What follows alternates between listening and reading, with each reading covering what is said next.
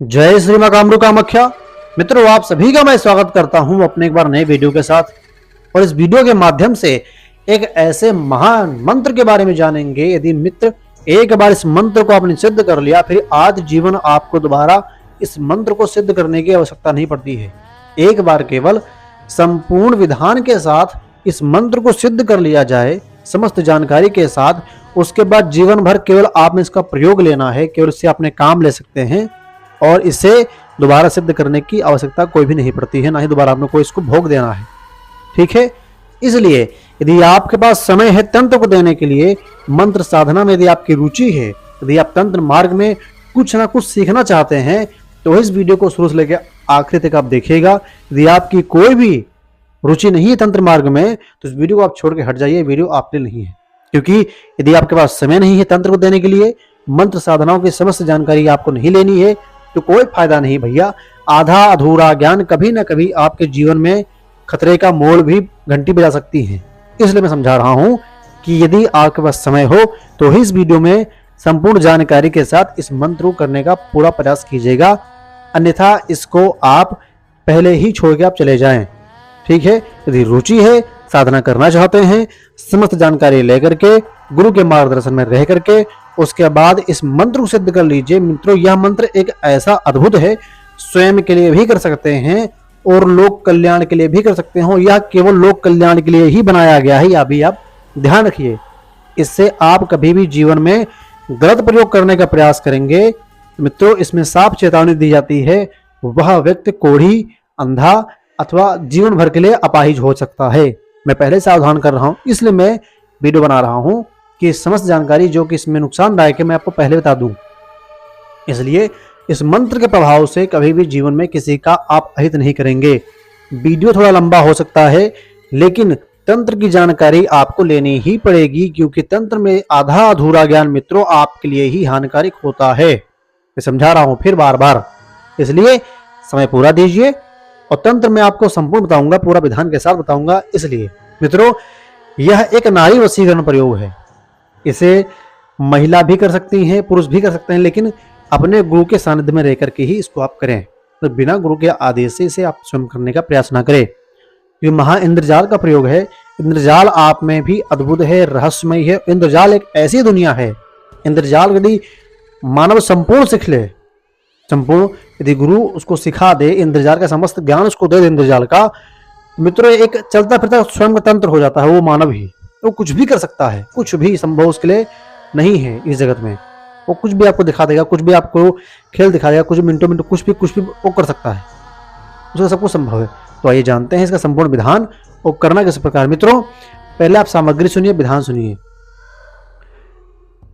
ताजे खेत की यदि आपको कहीं सरसों मिल जाए, यदि आपके सामने ताजे खेत की सरसों मिल जाए काली, तो आपने लेना है केवल 100 ग्राम और उसके बाद राई के केवल 12 दाना। चौराहे की मिट्टी आप लेनी है थोड़ी सी, और चिता की भस्म थोड़ी सी वो ले लें। चौराहे की मिट्टी यदि आपको 10 ग्राम मिल जाए तो अच्छा आपके लिए। इन सब चीज़ों को अलग अलग इसको आपने ले लेनी है और इन सब को पहले आपने इकट्ठा कर देना है। ठीक, उसके बाद किसी आपने ऐसे निर्जन स्थान का आपने चयन करना है जो कि एकांत हो, मानव का आना जाना थोड़ा सा कम रहता हो। मानव दिन में आया जाए कोई दिक्कत नहीं है, लेकिन रात में वहां पर इंसान वो ना आ पाए। यदि आप डरते हैं कि साधना क्षेत्र है, दिन में आप करेंगे, जाहिर सी बात है आपको लोग देखेंगे, आपको डिस्टर्ब करेंगे, आपको टोकेंगे, भैया क्यों हो रहा है, क्या कर रहे हैं, कैसा कैसा बात है, दुनियादारी आपके सामने होती रहेगी। इसलिए साधक जो होता है रात को एकांत ढूंढता है। एकांत में मानव सोया होता है, साधक जगता होता है। तो केवल उसके बाद दो ही चीज होती है, जिसका आवाहन कर रहा है, जिस शक्ति को बुला रहा है वह आएंगी, और केवल साधक होता है बस। तीसरा कोई मानव नहीं होता है ना, वहां पे कोई और जाने का प्रयास कीजिएगा। और इस साधना को करने से पहले सबसे पहले आप ध्यान कीजिएगा, मैंने एक भैरव कवच का मैंने एक मंत्र दे रखा है, साधना दे रखी है, उस मंत्र को आप सिद्ध करके उसका प्रयोग आप अवश्य कीजिएगा। ठीक है, क्योंकि बिना भैरव कवच के इस साधना को करने का प्रयास आप ना करेंगे, वरना आप चोट खा सकते हैं साधना के दरमियान में। वीडियो लंबी होगी, लेकिन संपन्न देखिएगा, संपन्न जानकारी के साथ ही इस प्रयोग को कीजिएगा। इतनी सामग्री लेकर के पहले आपने इकट्ठा कर लेना है। उसके बाद आपने उस निर्जन स्थान का एक चयन करना है और समय कम से कम रात्रि के 8 बजे के बाद ही आपने उस स्थान को आपने जाना है। और यह साधना मैं आपको पहले बताया था, फिर बता रहा हूं। समय है तो ही इस साधना को चालू कीजिएगा, समय नहीं है तो इसको चालू करने को छोड़ दीजिए, इसको आपने सोचना भी मत। 40 दिन तक आपकी साधना चलेगी, ठीक है, क्योंकि 1.25 लाख मंत्र का आपने जप करना पड़ेगा, इसमें सीधी बात है। जो अनुष्ठान है, जो सच्चा है, मैं वो बता रहा हूँ। 1.25 लाख आपने इसका जप करना है। यदि 40 दिन से पहले आप कर लेते हैं, 11 दिन कर लेते हैं, 21 दिन में कर लेते हैं, तो वो सिद्धि आपके पे है। आपका मंत्र जप किस प्रकार आप कर पा रहे हैं, वह मनोकामना आपकी है। लेकिन अंतिम चरण इसकी जो दी गई है वह 40 दिन की है। 11 दिन में कर लीजिए, 21 दिन में कर लीजिए, वह मर्जी आपकी है, ठीक। लेकिन अंदर 40 दिन के अंदर ही आपने 1.25 लाख मंत्र के जब आपने पूर्ण कर देना है। आइए मंत्र जानते हैं, उसके बाद आगे के बाद हम बाद में करेंगे। एनाहितम गुहम नेत्रकुलम चधन पुत्रकम उच्चाटना वधम क्रोदय दृष्टे दंडी विधीयेत। इस मंत्र का मित्रों आपने 1.25 लाख बार आपने जप करना है। जप के दरमियान में जितनी सामग्री है वह अपने सामने खोल कर बैठ जाना है। उसके बाद एक काला आसन अपने बिछाना है, कोई भी काला कपड़ा ले लीजिएगा, उसको बिछा करके जो आपका मुख होगा वह पूरब की दिशा में होगा। आपका माला आपकी होगी, मुंड की माला होगी, माला प्राण प्रतिष्ठा होनी चाहिए। भोग में ना ही आपने कोई सामग्री देनी है, ना कुछ करना है, बस जितनी चीज बताई गई उस चीज को लेकर के अपने सामने की ओर खोल कर बैठ जाना है, बस, ठीक है। उसके बाद ना कोई दीपक जलाना है, ना कोई भोग देना है, ना कोई जल देना, कुछ भी नहीं। बस केवल जो आपको 4 चीजें बताई गई हैं, सरसों, राई, चौराहे की मिट्टी और चिता की थोड़ी सी राख, आपने इसको लेकर के अपने सामने बैठ करके आसन पर लगा लीजिएगा।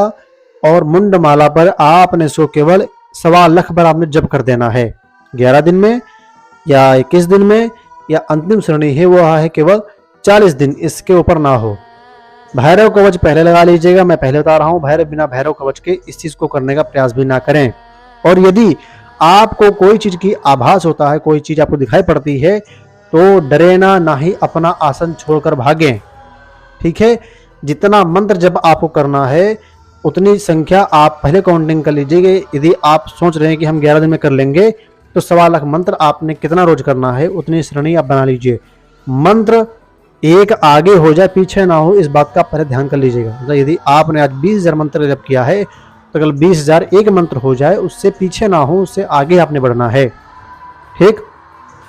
फिर कोई भी चीज यदि आपका आभास होती है, कोई सामने आपको नजर आती है, डरना नहीं है, इस बात का ध्यान रखिए। उसके बाद जिस दिन आपकी साधना 1.25 लाख संपन्न हो जाती है, उसके बाद इसको जो सामग्री आप रख करके जब कर रहे थे उसी चीज को आपने इकट्ठा ही मिला देना है। उसी दिन जिस दिन आपकी चीज संपन्न हुई उसी आसन में बैठ करके उन सब चीजों को आपने मिला देना है। और जिसका भी वशीकरण करना है, केवल 101 बार पहले उस व्यक्ति का नाम लेकर के, उसके बाद जो मंत्र मैंने बताया था उस मंत्र का केवल आपने 11 बार पढ़ करके उस जो सामग्री आपने सामने रखी थी उस पर केवल फूंक मार करके उस सामग्री उस व्यक्ति को दे दीजिए। या जिसको आपने करना है अपने हाथ में रख करके केवल उसके सर पर फेंक दे। नहीं सर पर फेंक सकता है, उसका नाम लेके उसके घर के छत के ऊपर फेंक दे, या उसके घर में फेंक दे, या उसके घर के आगे चौखट पर फेंक दे, जहां मर्जी उसको फेंक दे। बस केवल परिणाम जो होंगे मित्रों चौंकाने वाले, अद्भुत होंगे। लेकिन मैंने आपको सावधान किया था, मैं फिर सावधान कर दूं, यदि दुरुपयोग करेंगे, गलत कार्य में इसको लगाएंगे, कोढ़ी, जीवन भर के लिए अपाहिज, अंधे, मतलब आपके साथ कुछ भी हो सकता है यदि आप इसका बुरा सोचेंगे तो, ठीक है। लोक कल्याण में लगाइए, किसी का घर गृहस्थी बिगड़ रहा है उसमें आप चीज को लगाइए, फायदा आपको अवश्य होगा।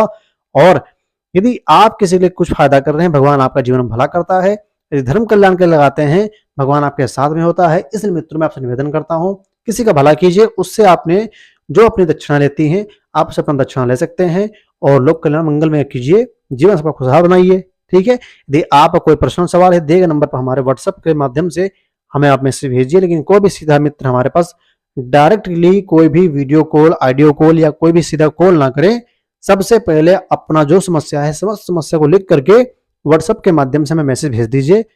उचित जानकारी मिलने पर आपको हम स्वयं कॉल कर लेंगे। लेकिन कोई भी मित्र डायरेक्ट फोन हमें करने का प्रयास ना करें, ठीक है। मिलते हैं अगले वीडियो में, तब तक के लिए जय श्री राम, कामरूप कामाख्या, आदेश।